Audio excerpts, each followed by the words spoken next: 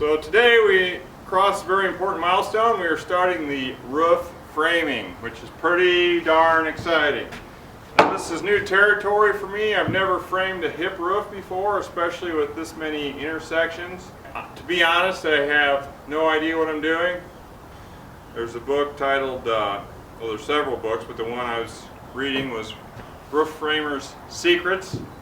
And in the book it'll give you explanation as to how to frame hip roofs and intersecting valleys and peaks. And there's calculations in the book that tells you how to calculate the hip beams and the hip valleys. So in theory, it should all work out. I created a three-dimensional model in SolidWorks to assist in the visualization of the roof line. It is framed out of an 18-foot 2x10, which I have in my hands here. You can see I've already cut out the bird's mouth and the angle which meets the ridge line, following the formulas in the book.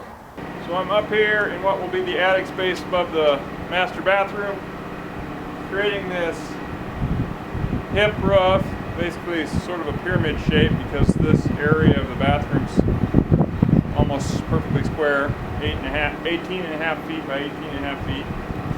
So I've gotten the hip beams in place, as you can see. We'll put the third hip coming off in this direction.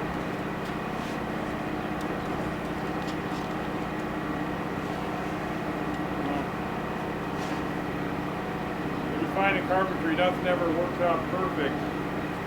A lot of times you have to improvise, make adjustments. So we got these hip beams in place above the master bedroom today. Pretty secure. I do have to come back and double them, so I need to add another hip beam on each one of these 2x10. Shouldn't be too difficult, and then we'll be putting in the rafters on each side, filling that in. So, good start for our roof line. I'm ready to be here to witness it.